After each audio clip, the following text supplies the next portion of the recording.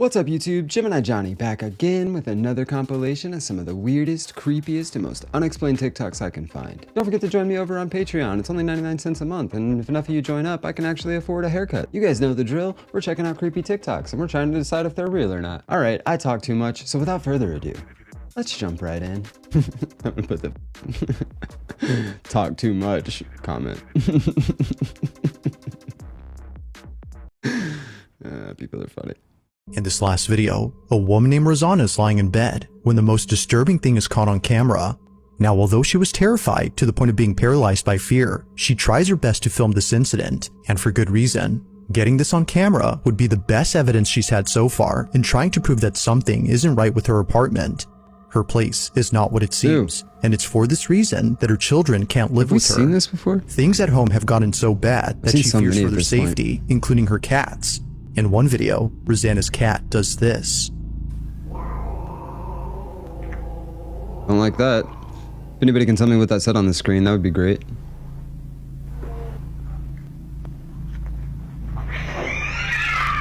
Hey! Hey! Nope.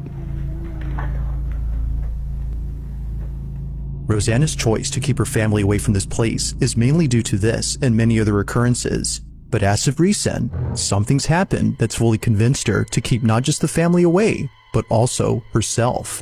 It's late at night when this is captured. Yeah, we have seen this before. I remember the swinging bag on the door. That's different.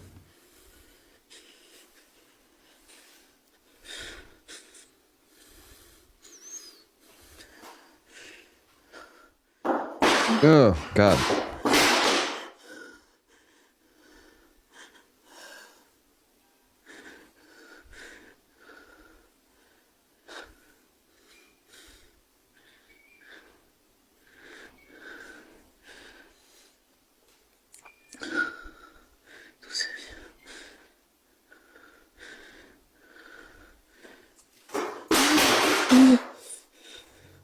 Ugh, gives me chills.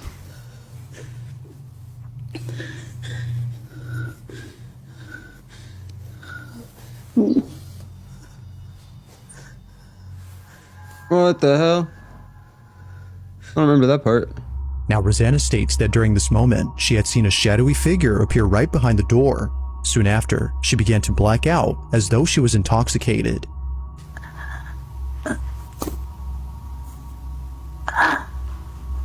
I don't remember all this.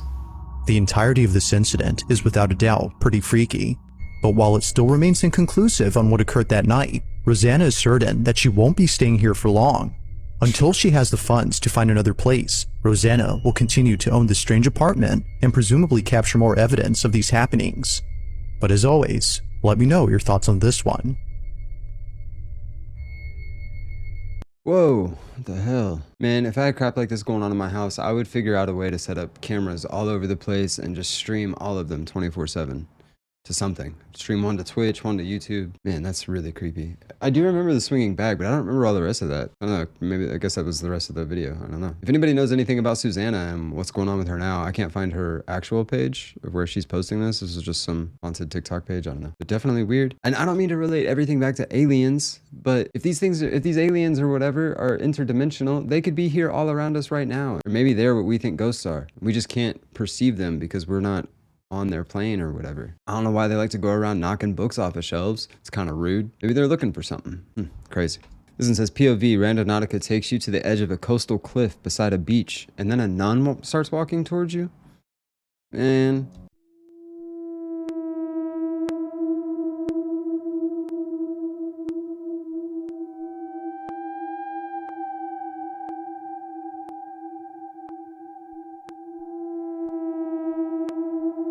There's a girl in the comments that says, this is me, made a video from my perspective, sorry to burst the mysterious bubble. What?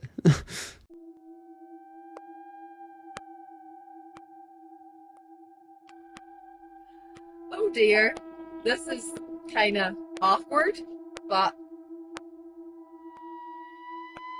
yeah, I'm the faceless floating nun that was roaming the North Coast terrorizing tourists. I'm sorry for bursting the mysterious bubble, but I've had a great laugh at all the comments and watching the story unfold. But I was just a girl out walking in the rain with a long black coat on. The funny thing is, I made a video from my perspective at the same time. So you can go back and check out my previous video from the crazy nun side. But yeah, Why don't you just post it I'm sorry. here? There is no mysterious. I gotta go back and black find another video. terrorizing tourists. These are all safe. These are all safe. So I'm down at this beautiful little hidden beach, and there's a little like brothy. But anyway, it's lashing with rain, and I've got this long black coat. So as I was walking up past the house, there's a group of what looked like teenagers, maybe mum and dad. But they all stopped and stared because they just seen this figure, this black coat, emerging from like the rocks. And I would say I look probably quite mysterious from a distance. But they've all turned and they have bolted. I mean, literally, they have bolted. Oh God, I didn't even want to shout to tell them that it was okay in case I terrified them even more. So, yeah. I am not the Black Witch of Murloc Bay. That's what the Black Witch of Murloc Bay would They would say. have been walking down to this little house, and I was just coming up over these rocks. That's over here. hilarious. And they got met the lady in black. That's really funny. Also, they cannot ban this app in the United States. I need you to call your senators. I need you to call Jeff Bezos. I need you to call Elon Musk. Whoever you need to call to not get this app banned, because this is top-notch entertainment. Somebody went viral for thinking a freaking floating nun was coming at them, and the floating nun was like, nope. Oh my God. I love the internet. This one says things you should never Google. Don't gotta tell me twice. I love this video. That's why I picked this one. Harlequin fetus. Lemon party. I know that one. Blue waffle. I know that one. Degloving. Well, I'm not sure what Harlequin fetus is, but I know the rest of those, so I won't be Googling that. If anybody does, let me know in the comments. Be as least descriptive as possible, please. There's this disturbing fact of one of our presidents. Which one? Grover Cleveland. He said that they would ask him about like his relationship life and shit like that. Yeah. And his response would be, "Oh, my wife's just waiting to grow up." What? Yeah. Yeah. Mind you, the woman that he was talking about when he said my wife's waiting to grow up isn't just any girl. It was his best friend's daughter. And his best friend had passed away and told him to look after her. She was 21 when they legally married. Yeah. He was 41. That's just... Bro, and that's something that like history books don't tell you. So, of course, the Wikipedia doesn't say anything, but I did notice Grover Cleveland's wife, where did it go? Frances Folsom. Frances Folsom was a Grover Cleveland. She was an infant as her father, Oscar Folsom, was a close friend of Cleveland. It sounds like it's true. So they were law partners. And then after, what was his name? Oscar Folsom, after he passed away, Grover Cleveland became the executor of his estate. And then after she went to college, she came back and they got married.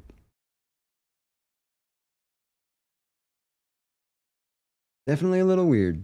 Don't like it. And it's funny that Grover Cleveland's Wikipedia page doesn't really say anything about it. But if you go to Frances, his wife, was that her name? Frances? I was just looking at it. You think I'd remember that? Frances Folsom. If you go to her Wikipedia page, it talks all about it. That's wild.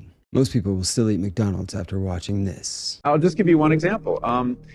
If you go to McDonald's, anywhere in the world, you will find French fries, or chips, as you call them, and you will find that they're always made from the same potato, the russet Burbank potato.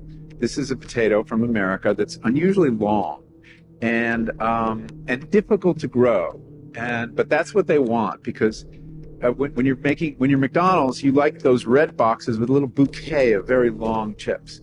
It looks really good. And so they insist that all their potatoes be russet Burbanks. And they further insist that they have no blemishes at all. There's a very common defect of russet Burbank potatoes called net necrosis. And you've seen potatoes with a little brown line sometimes, or spots that come through it. Well, McDonald's won't buy them if your potatoes have them. And the only way to eliminate that is to eliminate an aphid. And the only way to do that is with a pesticide called Monitor. That is so toxic that the farmers who grow these potatoes in Idaho won't venture outside into their fields for 5 days after they spray. And then when they harvest their potatoes, they have to put them in these atmosphere-controlled sheds the size of a football stadium because they're not edible for 6 weeks. They have to off-gas all the chemicals. So you see, the desire for a certain kind of chip leads to a certain kind of agriculture. Well, yeah, that would be horrifying if it were true. I don't know when this video was recorded, but the first red flag was a bunch of the top comments are like, Idaho farmer here, that's all BS. And I took care of one of the farmers from McDonald's. He grew the potatoes, and that's not true. So I did a little digging. Monitor was a pesticide produced by Bayer AG, which we've heard of before. And the trade name for methamidofos? I don't know, whatever. Commercial farmers primarily use it for pest control on cotton, potato, and tomato crops. But it hasn't been used, and it's been illegal to be used on American crops since 2009. So I don't know if this guy's full of crap, or if he's just has outdated information, or if, you know, more than likely he's fear-mongering, because that's the state of the world that we live in. Somebody paid him to go up on a stage and say all that crap. We need fact checkers for these kind of people. We need somebody to just be sitting on the side of the stage. Like we can do sign language on the side of the stage for a lot of speakers now in concerts and stuff. How about we start doing the other side of the stage? We put up a fact checker and they can just real-time fact check all the crap that these people are saying. I'd watch that. As a matter of fact, let me be the fact checker. I'll sit on a stage and be like, hey, actually, what you just said is bullshit. Sorry, you want to run that back? Try that again? It's so frustrating. There's no repercussions. You can just go out and lie to people. I mean, you know, you'll ruin your reputation, but there's no like legal repercussions for leading people astray on purpose. I feel like there should be. I guess there are when it comes to like financial stuff, and probably are when it comes to health stuff. Like I'm sure if you start touting the miracle cure and it's poisoning people, then you can probably have some repercussions for that.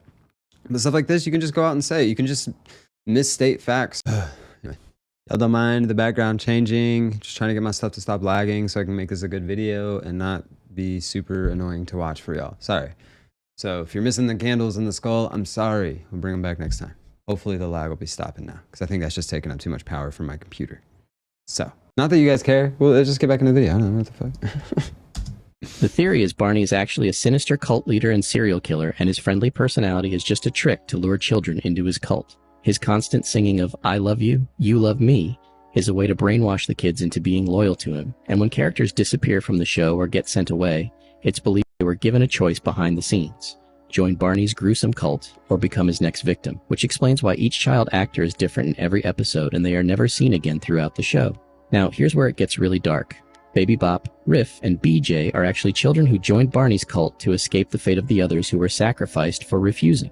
Barney used his dark magic to transform the children into dinosaurs, hiding their true identities to deceive future child victims. Rumors spread that there were hidden rooms and tunnels on the show's set. These secret places were likely where Barney carried out his horrific crimes, which easily went unnoticed by the production team. What's even more disturbing is that Barney was based on a real 1930s serial killer, also named Barney, who wore a dark dinosaur costume and abducted children from local parks and school playgrounds. Oh yeah? Was Barney based on a real? That's very clearly an AI, whatchamacallit, paper. Look at those aren't words. This isn't words. These appear, these are not words. Habla, I miss tops, mahe Barney.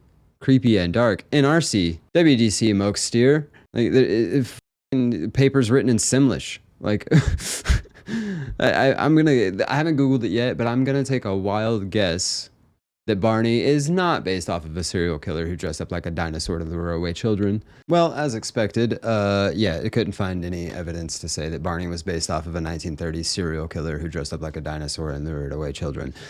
Surprise, surprise. But I did find out, I didn't know that there was a documentary that came out a couple years ago, 2022 documentary called I Love You, You Hate Me. Apparently, the actors that played Barney used to get all kinds of insane death threats. I had no idea about this. People used to send them threats of like dismembering them and their families and stuff, like really dark stuff. Like, why did the people hate Barney? What did Barney do? He's all about inclusivity and loving everybody. That's a good message. And apparently, I didn't know this, but fun fact, Barney was the kickoff of the careers of both Selena Gomez and Demi Lovato. So that's cool. Yeah, obviously, lots of stuff in that video was really dumb. Like, nobody's gonna notice an 8-foot dinosaur running around murdering children. Barney used his dark magic to turn children into dinosaurs. Don't you think if Barney was murdering or giving the option to these kids to either join his cult or be murdered, don't you think he'd have a lot more little baby dinosaurs running around? There was only 3 of them that were like, yeah, I don't want to die. The rest of them were like, fuck that, fuck you and your cult. I'm gonna die, homie. No, I don't think, yeah. I mean, all right, that's fun. We're done. Why are we spending time on this? For human kidneys. The secret benefactor delivered his gift a few minutes before 4 a.m. this morning, as seen here in the security camera footage. It's an amazing gift. The kidneys are so fresh, they clearly must have been removed within the last 20 minutes. What? Human kidneys. The secret benefactor delivered his gift a few minutes before 4 a.m. There's no way this is morning, real. as seen here in the security camera footage. What are this guy's? It's an amazing gift. The kidneys are so fresh, they clearly must have been removed. Head surgeon, Massachusetts General Hospital. Is that even a hospital? Let's see. Massachusetts General Hospital. I mean, that sounds like it would be a hospital, right? Yeah, it's definitely a hospital. I mean, obviously this is a skit or something. I think we're all smart enough to know that's not how kidney donation works, right? My mom had a kidney transplant and they flew kidneys from different parts of the country straight to the operating room. I don't think you're going to be able to use the kidneys that were just all tossed in a trash bag. They're probably not individually wrapped, I'm guessing. Not in there like Hot Pockets. There's all kinds of cross-contamination going on there. Like, why are we breaking this down? Like, we understand that this is stupid, right? I guess I didn't even explain. I'm in the comments of this video and everyone just believes it. Like, are we that stupid as a society that we think that this is how this is going to work? Like, there's no way we're this stupid as a species, right? Next video. If you've seen this website before, you're probably in prison. This is the message displayed on the now defunct Welcome to Video site. This site was the figurehead of an international CP production ring. And when it was shut down, it had 1.2 million members. Authorities also tracked down 360,000 downloads that stemmed from this website of CSAM or CP materials. 4,000 of these paid members were identified, and yes, they were all hardcore pedophiles. This guy was a local pastor who got caught downloading materials. And this guy, Nicholas Stengel from Washington, D.C., downloaded over 2,600 videos from the website. 2,686 to be exact. Videos depicting children being abused in the most horrific ways. By the way, this guy started a blog about wine that you can go online and read, and it's really disturbing reading his positive words knowing what he was doing in the shadows. So at the time that this website was seized, the owner had made over 400 million South Korean won, which equates to about $300,000 in USD. But who was the sick pedophile kingpin at the top of this hill? Well, it was this guy, Sun Jung-woo, whose identity in all the photos that have been released is purposefully obscured by the South Korean government. So Sun purchased this disgusting website in 2015 and ran it from his home. During his reign of terror, he distributed about 220,000 CP or CSAM videos. Users on the website could purchase these disgusting materials using Bitcoin, and Sun would often encourage people to upload their own content for fun. In a disturbing twist, 45% of the material that was found on the website had not been previously seen by investigators. In my math, that's over 100,000 videos and images. Now, this is the part that's going to really infuriate you. So Sun Jung-woo, who ran this website, 220,000 videos and images that he personally cycled through to other pedophiles. After his trial, he was convicted and sentenced to a little bit over 2 years in prison. You heard that right. 2 whole years in prison for running a pedophile website with over 1 million members. Bro. The United States also tried to get him extradited to the US so he could face a number of charges and obviously get a life sentence. But the South Korean government denied this extradition request. Then, in July of 2022, he was sentenced to an additional 2 years in prison. This time for money laundering because he used some of his profits for online gambling. That means that sometime this year, this guy is going to be back on the streets. Now, keep in mind, this is mind-blowing. Less than 10 years ago, this guy was up and running one of the largest pedophile websites in the world. And already, less than a decade later, he's going to be walking free again. Please make some of this make sense. This should really infuriate you. I just am so afraid of what this guy could possibly do when he's back in the free world. What the fuck is going on in South Korea, bro? Why are they protecting this piece of shit? Sun Jung-woo. Man, I'm so confused. How does a guy like that get 2 years and then slap another 2 years on for money laundering? Like, you couldn't get him for more than 2 years, bro? 1.2 million members? I feel like we're glazing over that part. Not glazing, that's not what I'm going to say. Glossing. I feel like we're glossing over that part. This site had 1.2 million people? Oh my god, dude. Chat, is humanity cooked? 1.2 million people? Also, what kind of shitty businessman is he that he had 1.2 million members and he can only make 300 grand off of them? God, this guy sucks in so many ways. You know what's crazy? There's probably 1,000 more like this motherfucker out there. This is one of those topics that, you know, like, and I'm sure many of you can relate, but you start looking into it or you start thinking about it too much. You really start seeing red, dude. Like, how is this dude alive? Like, that's what I want to know. Not that I, you know, condone violence or wish any ill upon anyone, but if I were to ever wish ill upon anyone, it would be this dude and anybody like him. Not this guy, sorry, not the blonde guy. The Sun Jung-woo, obviously, is who I'm talking about. Dude. I heard somebody once suggest that these kinds of people deserve to have a certain body part removed with a rusty butter knife. And you know what? I've never heard of a much better punishment. I don't want to be the one inflicting the punishment at all. Dude, what do you do? Can people like this be reformed? Like, is there, like, it's obviously a mental illness, right? Like, why wouldn't you be just attracted to regular adults? God, that was a gross one. Let's watch another video because I don't feel good after watching that one. So this guy really hated pedophiles and felt that the police weren't doing enough to keep them in jail. So he decided to go on social media and pretend to be a minor so that he could lure them in and punish them himself. This guy, James Spencer III, seen chatting with a convicted offender named Sean Connery Showers. Now Sean had previously served a total of 4 years in prison for being in possession of CP and then failing to register as an offender. Despite this, however, Sean clearly hadn't learned his lesson since he seemed very interested in James's offer to meet up in person. To Sean, James was just another innocent teenager and he didn't suspect anything at all. But when he finally went to meet up with James one night, James simply shot and killed him. In James's eyes, if he hadn't taken matters into his own hands with Sean, the guy would just keep on hurting and ruining the lives of little kids. However, James has now been arrested and is potentially facing life in prison for premeditated murder since he had carefully planned everything out beforehand, and even told a friend beforehand that he was planning on taking the lives of pedophiles himself if the police weren't. Prosecutors in this case say that no one gets to be judge, jury, and executioner depending on how they feel, but James still believes that he was just doing the right thing, and that the country needs to have more systems in place to hold pedophiles more accountable for their crimes. I mean, you know, was he doing the right thing? Maybe. Okay, now obviously we can't all run around being vigilantes and our own version of Batman, but I will say, you know, we talked about it on I think the first Rational Rundown, but we've been seeing people do this, but then do it for content and like film it and then film the reactions of the guys when they show up. Every once in a while, those guys get arrested, but a lot of times the cops show up and then because the pedophile didn't technically do anything, they were just there to meet up with a boy or child and maybe do something, they can't actually arrest them. And the videos often end with just watching the creep walk away. You know, should you carry it out like this guy just did? No. Probably not, because now your life is ruined. Now you know, you think they were just going to be like, well, you had a reason for it, so yeah, go carry on. No, bro, they have to put you in jail because you killed somebody. You're crazy. We do need more avenues to do something about this, because it's a problem that's been going on forever, apparently, and I don't know, when does it stop, you know? Serial killer says he would kill his interviewer. Do you ever feel violent? Yes, I do. What do you feel like doing? Killing people. You still feel like killing people? Yes. Describe if you feel like killing people. Well, last March 11th, I was hallucinating, and I took a razor blade and I cut a man's throat. Here in the hospital? Here in the hospital. Do you think you'd murder me, Joe? Yes. That's gruesome, Joe. That's horrible. Yes, it is.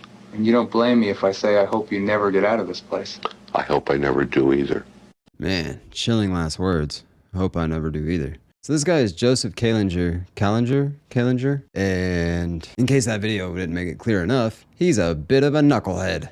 No, obviously I'm joking, is psychotic, POS, You know, come on. But this dude was not only a serial killer, he appears to have killed one of his own sons for an insurance payment, and he took another one of his sons on a crime and murder spree where they robbed, assaulted, and sexually abused 4 families. So, you know, great role model, this guy. Yeah, the freaking dead eyes, man. Oh, God, it's so creepy. It's wild how you can just, like, be that disconnected from the human experience that you just don't even care and you just want to end life. That's all you want to do. Like a lot of other serial killers, he had an incredibly abusive childhood. I think it said his mom died when he was young and his father abandoned the family. And then he went into foster care, and then the parents that adopted him were incredibly abusive, locking him inside closets, making him kneel on jagged rocks, consuming excrement, committing self-injury, being burned with irons, whipped with belts, and starved. And then when he was 9, he was SA'd by a group of neighborhood boys. So, you know, lots of trauma leading to this, which is really sad. I do wonder, like, if this dude had come from like a loving, nurturing family, would he have turned into this? Would he have been this psychotic? Or would he have been normal and just kind of weird? Like, would he have had these violent tendencies? I can't help but wonder. And I think no. I mean, I know that's the whole like nature versus nurture thing, right? But you got to imagine if this dude had come from a family that hugged him every once in a while and, you know, didn't make him eat his own crap, then he might not have turned into this. Sad, man. This guy had a picture of his mother's killer hanging in his bedroom for almost 40 years and had no clue. One morning back in 1981, Jeff and his younger brother Tim are suddenly awoken by police saying, hey, you gotta come with us. And as Tim is being led past his mother's room, which is closed, an officer from inside flings that door wide open, and Tim can see right in there, scarring this image permanently into his mind. Linda Slayton's sister Judy had just dropped by for their morning coffee routine. She lived just a few doors down in the same apartment building, but no one answered the door, and Judy thought, you know, that's a little weird, but, you know, it's probably nothing, and she left. But as she's leaving, she turns and sees that the bedroom window is just left wide open. So she goes over to that window and takes a peek inside and sees her sister lying sideways on the bed, posed in a way that made it very clear that a disturbing attack had taken place. Metal coat hangers still tightly wrapped around her neck, and the boys slept through the whole thing, had no idea. Jeff and Tim went off to live with their grandparents. They were back at school within a few weeks, and they were just kind of left wondering and also in fear that this person who they referred to as the monster would come back for them. Along with the grandparents, someone had also been there for Timothy in particular at the time, Coach Joe. Coach Joe was Tim's football coach and was actually a pretty big presence in his life, would drive him to and from practice. It was almost like an authority, you could even say father figure to Tim. And Coach Joe, well, he was always making sure Tim was doing okay, constantly checking up, you know, how you holding up, Timmy? Everything okay? But he was also a little curious and would start to be like, hey, how's the investigation going? You know, any leads, developments? He also continued to drive him to football practice. This was taken 1 month after Tim lost his mom, and that picture was proudly hung in Tim's house for the next 40 years, while the case also went completely cold. Now, right after the crime, when the cops are talking to Tim, they ask him what he was doing the day before, basically, and he said that he was at football and that Coach Joe had driven him home. But even though police knew this at the time, they thought that the ex-husband and also the older brother, Jeffy, apparently had recently, like a day before or something, gotten in a fight with his mom. They thought that those two were more compelling suspects, and they were pretty much instantly cleared. Well, in 2019, using some of the DNA that was recovered at the scene in 1981, with the help of genetic genealogy, they got their answer. Joseph Mills, Coach Joe, after giving Tim a lift home, returns to the home later that night when the family is out. He takes the screen off the window, it's unlocked, he wiggles through, hides in the closet, waits there until everybody comes home, and he sits in there for a while until everybody's sleeping before emerging from the closet and doing what he does to Linda. Ooh, man, that was dark. Sentence to life, good. Shout out to Mr. Funk Nasty, that's who that was. I don't think we've seen him on this channel before, but yeah, it was a good video. It was well put together. I know we also don't usually cover true crime, but that was a good video. And how messed up, dude. And the kids were right. The monster was nearby. They should have been scared. Oh, man. Lots of people in the comments, and I agree, are saying this probably wasn't the first person he had killed. Like, he went in and just did it and, like, had a MO and everything, and just all off the, that was all off the top of his head. Used a wire hanger to strangle someone off the top of his head. He just thought of that. Dude. I hope that dude is getting exactly the treatment he deserves in prison. Jeez. At the bottom it says, when your mom scares you on the doorbell camera.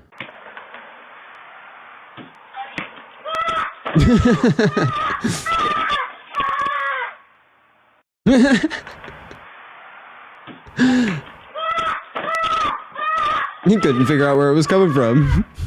Does little bro not know that they have a doorbell camera? Now the Holy Spirit must have got in this motherfucker. Face it upwards. You see all this shit? Turn it down, see? Open that bitch. Oh, nope. I'm out of here. Now the Holy Spirit must have got in this motherfucker. Face it You upwards. should have bought it. It's only $14.99. You see all this shit? You might get a haunted discount if you take it up to the front. Be like, do you see this? Open that bitch. You guys offer a haunted discount for haunted items? Nope. I'm out. Dang, that's crazy. Yeah, I guess to be fair, he did he show the back of it? I don't think he The did. Holy Spirit must have got in this It could be plugged in. Face it upwards. You see all this shit? But it looks like it's laying flat on the back, so I don't know how something would be plugged into it, you know? Weird. Nope. I'm out of here. Oh my goodness, guys. I have no idea what I might have just found here. It looks like it's got a person's name on here. I hope this isn't human remains in this thing.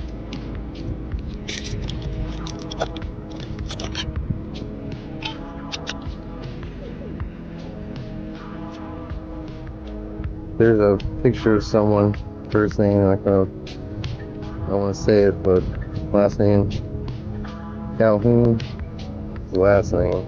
It's a piece of felt here, and inside of felt, it looks like there's mulch and garlic, and this jar smells like pasta sauce. They got these pins through it into here. I have no idea. This is the weirdest thing I've ever found. I don't know if this is like some home done voodoo or something, but definitely weird. Definitely smells like garlic. It is garlic. No remains, like wood chips and garlic wrapped up in the center of this thing. Everyone in the comments is saying this is black magic, but I feel like they're just repeating what everybody else is saying. Nobody can, why is this black magic? It might be, I don't know. Do I have any black magic experts out there? You tell me, or any witches. It doesn't have to be a black magic expert. You could do whatever kind of magic, I don't care. But if you know, what's this jar supposed to be? Wood chips and garlic with a picture of somebody with a pin put through it? Probably nothing good. I'm gonna guess it's nothing good. Please don't do this to me. If you're gonna put any spells or witchcraft on me, please make it so for good things, you know? Put a spell on my bank account to be full. What's the maximum number a bank account can be? Put that spell on me, how to make my bank account maximum. I'm just kidding, don't put any spells on me. I don't need that. I know how it works. What you put out, you get back tenfold, all that good stuff. Yeah, I'm good. But there you have it, folks. That is another compilation of some of the weirdest, creepiest, and most unexplained TikToks I can find. We did it, we done it. We're doing it some more. If you enjoyed this video, please drop a like for me. It does help spread it to more people, and we can help grow the Gem Crew community even more than it already is. I did just pass 4,500 subscribers. Thank you guys so much. I really appreciate you enjoying my content, watching me, following along with me. I got lots of exciting ideas for this channel.